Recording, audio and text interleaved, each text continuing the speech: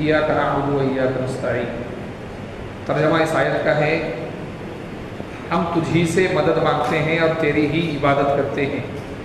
गुज़िश्ता कल तफसीर में इबादत किसको कहा जाता है उस पर बात हो चुकी थी कि किसी की ऐसी मोहब्बत और ताज़ीम और अज़मत के साथ अपने आप को किसी के सामने ज़लील करने का नाम इबादत है, और ये सिर्फ़ और सिर्फ आदमी खुदा के सामने करता है। इसलिए इबादत का आखिरी दर्जा पेशानी को टिकाना है, जो हम सजदे के अंदर टिकाते हैं। इबादत का आखिरी दर्जा क्या है? पेशानी को सजदे में टिकाना, जो हम सजदे के अंदर टिकाते हैं पेशानी को। और अल्लाह खुद कहते हैं कि मैं बंदे के उस वक्त बहुत ज़्यादा करीब होता हूँ जब वो सजदे में होता है। बिहार के अंदर एक बहुत बड़े अल्लाह वाले गुजरे हैं, अल्लामा थानवी रहमतुल्लाहि अलैह, उनके पास जाया करते थे। उनका कहना ये था कि जब मैं सजदे में जाता हूँ तो मुझे ऐसा लगता है कि मैं खुदा को बोसा दे रहा हूँ, यानी खुदा से गुफ्तगू कर रहा हूँ, खुदा के करीब हो रहा हूँ। आदमी सबसे ज़्यादा करीब सजदे के अंदर होता है। इसलिए उलमा इकराम ने एक अजीब मसला ये लिखा है कि अगर कोई आदमी बैठकर रुकू और सजदा कर सकता है तो खड़े होकर नमाज पढ़ने से बेहतर ये कि वो बैठकर रुकू और सजदा करे। क्यों? इसलिए कि बैठने के अंदर रुकू तो नसीब होगा ही, लेकिन सजदा करना भी नसीब होगा। खड़े होकर अगर आप सिर्फ रुकू करेंगे और सजदा नहीं करेंगे, इसकी बनिस्बत वो नमाज बेहतर है जिसके अंदर आप अपना सर खुदा के सामने टिकाएं।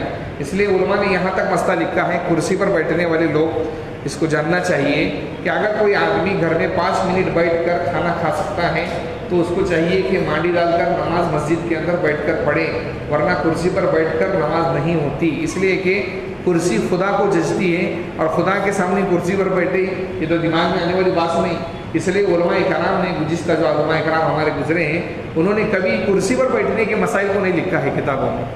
ये तो इस ज़माने के उलमा ने लिख दिया है, जिनका बहुत ज़्यादा मसला है कि वो रुकू कहीं कर ही नहीं सकते, घर के अंदर बैठकर ही खाते हैं, और सोने के अंदर भी तकलीफ होती रहती है उनको, और टॉयलेट के अंदर भी तकलीफ है। फिर शरीयत गुंजाइश देती है, वरना अगर कोई आदमी घर में बैठकर 5 मिनट में खाना खाता है तो 7 मिनट, फ़र्ज़ नमाज का वक्त ज़्यादा से ज़्यादा 7 मिनट होता है, तो उस आदमी को बैठकर नमाज पढ़ना चाहिए। बहरहाल तो अल्लाह रब्बुल इज़्ज़त की जो इबादत जिसके अंदर आदमी ज़लील होता है, अपनी पेशानी को टिकाना है, और यह आदमी अल्लाह के सामने टिकाता है। खुदाए करीम ने अपनी इबादत का हुक्म दिया बंदों को कि मेरी इबादत करो। और जनाब मोहम्मद रसूलुल्लाह सल्लल्लाहु अलैहि वसल्लम के ज़माने में 3 वाक़यात हमें ख़ास तौर से मिलते हैं कि देखिए, आदमी के अंदर जब आखिरत का डर आता है तो फिर वो इबादत करता है, और कभी गुनाह हो जाए तो गुनाह से वो गुनाह जो है उसको चैन में बैठने नहीं देता, उसके अंदर एक परेशानी पैदा कर देता है गुनाह कि मैं क्या करूं। जनाब मोहम्मद रसूलुल्लाह सल्लल्लाहु अलैहि वसल्लम के ज़माने में रियाजुस सालिहीन के अंदर एक किताब बाब है, बाबु तौबा जिसको कहा जाता है, उसके अंदर वाक़या लिखा है कि जनाब मोहम्मद रसूलुल्लाह सल्लल्लाहु अलैहि वसल्लम के पास एक औरत आई, पेट से थी औरत, और हुजूर अकरम सल्लल्लाहु अलैहि वसल्लम बैठे हुए थे, और आकर कहा कि अल्लाह के नबी मुझसे ज़िना हो गया। औरत काफिर नहीं, मुसलमान है। हुजूर अकरम सल्लल्लाहु अलैहि वसल्लम ने अपना चेहरा सीधी तरफ फेर लिया, वो औरत उठकर सीधी तरफ आई, फिर हुजूर ने उल्टी तरफ फेर लिया, फिर उल्टी तरफ जाकर और बोलने लगी कि अल्लाह के नबी मुझसे ज़िना हो गया, मुझे चैन नहीं आ रहा है, क्या इसकी सज़ा है। फिर और तीसरी मरतबा आप सल्लल्लाहु अलैहि वसल्लम ने चेहरा फेर लिया, फिर आकर कहा कि अल्लाह के नबी मुझसे गुनाह हो गया है, इसकी क्या सज़ा हो सकती है। फिर आप सल्लल्लाहु अलैहि वसल्लम ने चौथी मरतबा फेरा, फिर चौथी मरतबा आई और कहा कि अल्लाह के नबी मुझसे ज़िना हुआ है। तो हुजूर सल्लल्लाहु अलैहि वसल्लम ने कहा सज़ा इसकी इस्लामी हुकूमत में आपको मालूम होना चाहिए, अगर कोई शादीशुदा मर्द या औरत है और वो ज़िना करते हैं, गंदा काम करते हैं, तो उसकी सज़ा ये है कि उनको ज़मीन में दफन करो कंधे तक, और उसके बाद पत्थरों से सर को मारना है जिससे जान निकल जाए, ये सज़ा है। और इस सज़ा से पहले आदमी को 2 रकात नफल नमाज पढ़ने की, जिसको कहा जाता है सलातुत तौबा, तौबा की नमाज पढ़ने का वक्त दिया जाता है, उसके बाद संसार किया जाता है। ये इस्लामी मुल्कों के अंदर ये कानून आज भी राइज है, तरीका बदल गया है थोड़ा। हुजूर अकरम सल्लल्लाहु अलैहि वसल्लम के ज़माने में ये तरीका था, तो आप सल्लल्लाहु अलैहि वसल्लम ने कहा गुनाह तुम्हारा है, तुम्हारे पेट में जो बच्चा पल रहा है उसका गुनाह नहीं है, तुम जाओ। और जब بچہ پیدا ہو اور دودھ پینے کے بعد جب کھانا کھانے لگے اس وقت اس کو لے کر آنا.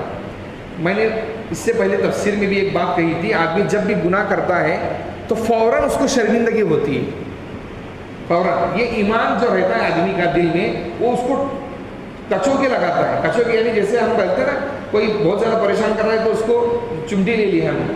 قرآن کریم کے اندر 90 پارے کے اندر اللہ تعالیٰ نے سورۃ الاعراف کے آخری رکوع میں فرمایا ان الذین اتقوا اذا مسهم طائف من الشیطان، کہ جب شیطان کسی آدمی کو چھو لیتا ہے، پکڑ لیتا ہے، فوراً تذکروا، خدا کو یاد کرنے لگتے ہیں. یعنی مومن گناہ کرنے کے بعد شرمندگی محسوس کرتا کہ میں نے کیا کر دیا. کوئی بھی آدمی زندگی میں دیکھ لینا جس سے گناہ ہو گیا فوراً پریشانی محسوس کرتا ہے، ایک بے چینی محسوس کرتا ہے اور فوراً اس کو اللہ یاد آتا ہے. لیکن وقت گزرنے کے ساتھ بے چینی ختم ہو جاتی. وقت گزرنے کے ساتھ بے چینی کیا ہو جاتی. اب یہ عورت جو حاملہ تھی یہ جاتی ہے حضور اکرم صلی اللہ علیہ وسلم کے زمانے میں، بچہ پیدا ہو گیا، کتنے دن گزر گئے، اب تو چاہتی تو دوبارہ نہ آتی. حضور صلی اللہ علیہ وسلم کے بعد حضور صلی اللہ علیہ وسلم نے وہاں کوئی پولیس نہیں ہے، نہ کسی پر زبردستی ہے، بس ایک چیز تھی کیا، دنیا کے اندر کچھ بھی ہو آخرت میں نہیں ہونا چاہیے. دنیا کے اندر کیونکہ وہ خالص عبادت اللہ کی کرتے تھے. غلامی کا توپ جو انہوں نے پہنا تھا وہ بندوں کا نہیں خدا کا پہنا تھا. اس لیے علامہ اقبال نے کہا تھا وہ ایک سجدہ جسے تو گرا سمجھتا ہے ہزاروں سجدوں سے دیتا ہے نجات. ایک اللہ کے سامنے سجدہ کرنا انسان کو مشکل لگتا ہے، لیکن خدا کی قسم اگر اللہ کے سامنے سجدہ کریں گے پھر دنیا کے کسی آدمی کے سامنے آپ کو سر جھکانے کی ضرورت نہیں پڑنے دے گا اللہ تعالیٰ. یہ اللہ کی طاقت ہے. بچہ ہو گیا، 2 سال کا وقت ہوتا ہے بچے کو دودھ پلانے کا، دودھ پلانے کا وقت مکمل ہو گیا. عورت نے اپنے بچے کے منہ میں روٹی کا ٹکڑا ڈالا اور حضور اکرم صلی اللہ علیہ وسلم کی خدمت میں حاضر ہوئی. آپ صلی اللہ علیہ وسلم نے دیکھا تو کہا کہ میدان میں لے کر جاؤ انہیں اور کھڈا کھودو. کھڈا کھودنے کے بعد ان کو دفن کر دیا گیا اور میں نے کہا جیسے کندھے تک جو ہے، اور اس کے بعد صحابہ کرام کو کہا گیا کہ اب ان کو سنگسار کرو، یعنی پتھروں سے مارو. تو مار سزا ہے، اسلامی قانون ہے اور یہ قرآن کریم کا حکم ہے. سورۃ النور کی پہلی آیت میں یہ پہلے رکوع کے اندر یہ پتھر مارنے لگے تو کہاں لگے گا پتھر؟ سر کو لگے گا، فوراً موت ہو جاتی ہے آدمی کی. حضرت خالد بن ولید رضی اللہ تعالیٰ عنہ کے بارے میں آتا ہے کہ حضرت خالد بن ولید نے زور سے پتھر مارا تو خون کا چیٹا اڑ کر ان کے کپڑے پر پڑا. تو حضرت خالد افسوس کرنے لگے. اللہ کے نبی نے سنا تو کہا یہ خالد بن ولید، اس عورت نے اتنی سچی توبہ کر لی ہے کہ اس کی توبہ کا 10واں حصہ اگر مدینہ کے مسلمانوں پر تقسیم ہو جائے تو اللہ سب کی مغفرت فرمائیں گے. یہ کیا ہوتا ہے جب آدمی خالص اپنے آپ کو خدا کے سامنے ذلیل کرتا ہے تو پھر اس کو گناہ چین سے بیٹھنے نہیں دیتا. صحابہ اکرام رضوان اللہ علیہم اجمعین، دیکھیں شروع اسلام میں شراب پینا حرام نہیں تھی، کیونکہ شراب جو ہے ان لوگوں کے ایسی عادت تھی جیسے آج ہمیں موبائل کی عادت لگی ہوئی. شراب چھوٹتی نہیں تھی ان سے، بلکہ شاعر لوگ جو تھے وہ کہتے تھے بڑائی کی علامت یہ ہوتی تھی کہ صبح صبح جس نے 4 پیاک لگائے، 5 پیاک لگائے، 6 پیاک لگائے، وہ بولتا تھا کہ میں نے آج 10 پیاک لگائے.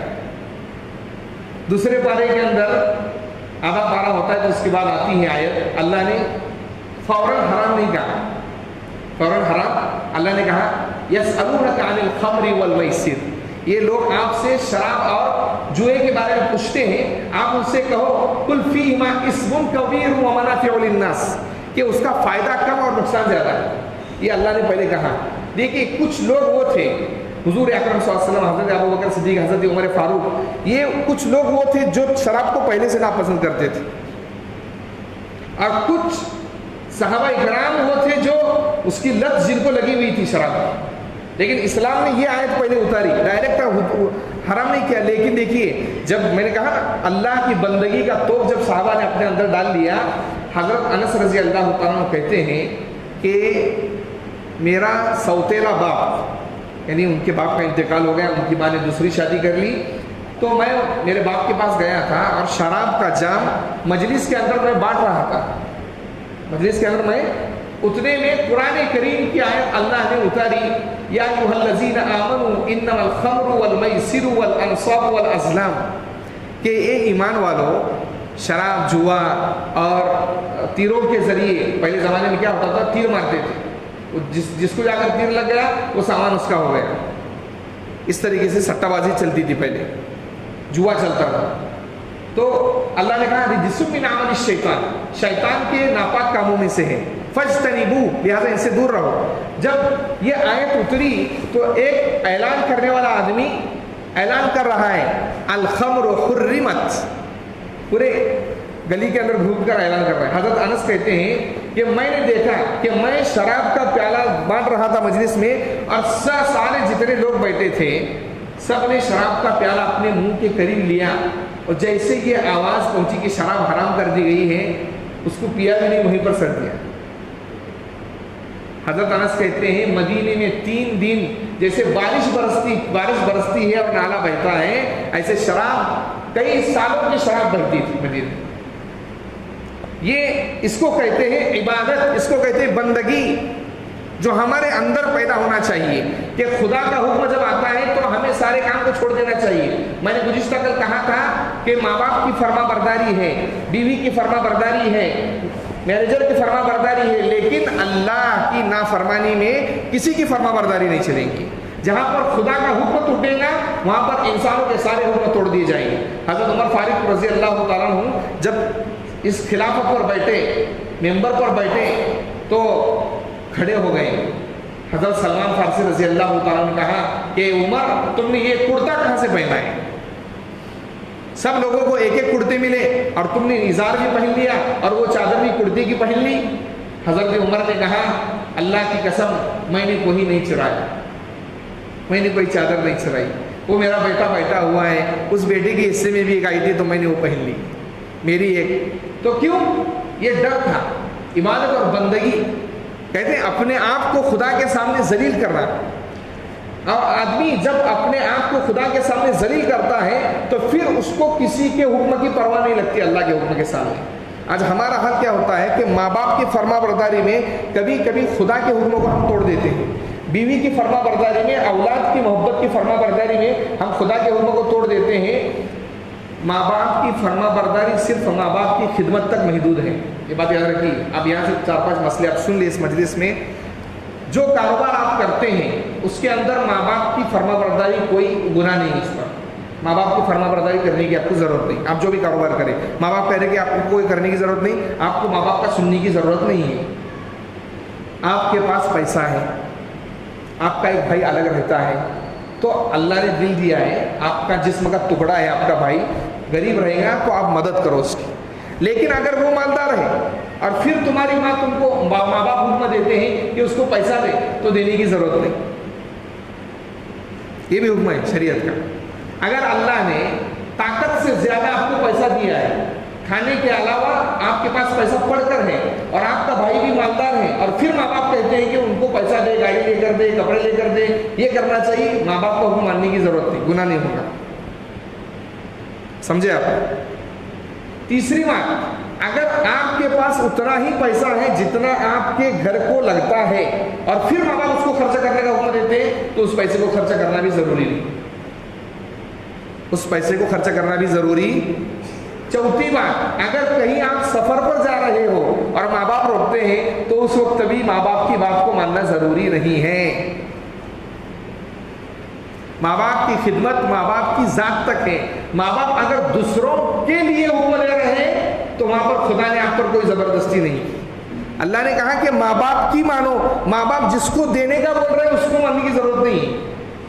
ہاں اگر بہن ہے، بھائی ہے، محتاج ہے، پھر اس وقت آپ کو ہمدردی کرنا چاہیے. کیونکہ میں نے کہا آپ کے جسم کا ٹکڑا ہے، آپ کے بہن کو درد ہو رہا ہے تو آپ کو لا محالہ یقیناً درد ہونا چاہیے. لیکن اگر مالدار ہے تو پھر وہاں پر آپ کو دینے کی ضرورت نہیں. ماں باپ کی اطاعت ان کے کھانے میں، پینے میں، کپڑے وپڑے دینے میں. کپڑے بھی شریعت نے حد رکھی ہے، 2 سے 4 جوڑے رکھے ہیں. ہر سال مرد پر ذمہ داری ہے کہ اپنی عورت کو 2 جوڑے لینا فرض ہے. ہمارے یہاں تو الحمدللہ ہر شادی پر لیے جاتے ہیں، بہت اچھی بات ہے. لیکن ماں باپ جیسے ہم اپنی بیوی کے لیے لیتے ہیں، ماں باپ کے لیے بھی لینا چاہیے. ہمارا جیسا کھانا ہے ویسا ماں باپ کا بھی کھانا ہونا چاہیے. ماں باپ کی خدمت یہ ہم پر ہے، ہماری بیوی پر نہیں. تو اللہ نے یہ حکم، لیکن اگر ماں باپ نماز سے روک رہے ہیں، آپ دیکھیے گزشتہ سال ایک کارگزاری آئی تھی میرے پاس کہ لوگ جو ہیں جماعت میں جانے کے لیے بول رہے تو بیوی منع کر رہی ہے. کیوں؟ بچت گھر لگا ہوا ہے. اور باہر نوکری آ گئی تو بولے جاؤ، بولے اللہ پر بھروسہ کریں گے، چٹنی روٹی کھائیں گے بولے. تو یہ عبادت اور بندگی نہیں. اس وقت آپ کو اپنی اولاد کا بھی حکم ماننے کی ضرورت نہیں ہے. ایاک نعبد و ایاک نستعین کے اندر اللہ نے یہ سبق دیا ہے بندگی کا. تیسرا واقعہ جناب محمد رسول اللہ صلی اللہ علیہ وسلم کے زمانے میں ایک مسلمان صحابی، پہلے کافر تھے پھر مسلمان ہو گئے، ایک عورت کے ساتھ ان کا غلط کام چل رہا تھا. دوسرے پارے کی تفسیر میں یہ واقعہ ہے. اور اسلام لانے کے بعد انہوں نے کہا کہ دیکھنے ہی نہیں لگے. عورت کہنے لگی کہ پہلے تو رات دن مجھ سے ملنے آیا کرتے تھے، آج نہیں ملنے آ رہے ہو، کیا بات ہے؟ تو انہوں نے کہا کہ نہیں، میں مسلمان ہو گیا ہوں، میں اپنے نبی سے پوچھ کر آتا ہوں. حضور اکرم صلی اللہ علیہ وسلم کے پاس گئے تو اللہ تعالیٰ نے آیت اتاری وَلَا تَنكِحُوا الْمُشْرِكَاتِ حَتَّى يُؤْمِنَّ، کہ مسلمان مشرک عورتوں سے شادی مت کرو جب تک کہ وہ مسلمان نہ ہو. مسلمان ہو جائے تو شادی کرو ان سے. تو صحابی گئے اور کہا کہ دیکھو آپ سے شادی نہیں ہو سکتی میری. ایک ہی طریقہ تھا کہ نکاح کا، وہ بھی شریعت نے کہا ہے کہ آپ کو اسلام لانا پڑے گا. اگر آپ اسلام لانے پر رضامند ہے تو میں تیار، ورنہ نہیں. یہ بندگی کے وہ مثالیں ہیں جو صحابہ نے ہمارے سامنے پیش کی ہے. اب ہمیں اپنی زندگی کو، ہم رات اور دن کیا کر رہے ہیں؟ نماز کے اندر ایاک نعبد و ایاک نستعین پڑھ رہے ہیں. ہم بول رہے ہیں کہ ہم آپ کی بندگی کرتے ہیں، لیکن اب ان مثالوں کو دیکھ کر اپنے آپ پر غور کرنا چاہیے کہ ہم خدا کی بندگی صحیح معنی میں کرتے ہیں یا نہیں. تو یہ بندگی کی چند مثالیں تھیں جو میں نے آپ کے سامنے پیش فرمائی. سبحان اللہ و بحمدہ، سبحانک اللہم و بحمدک.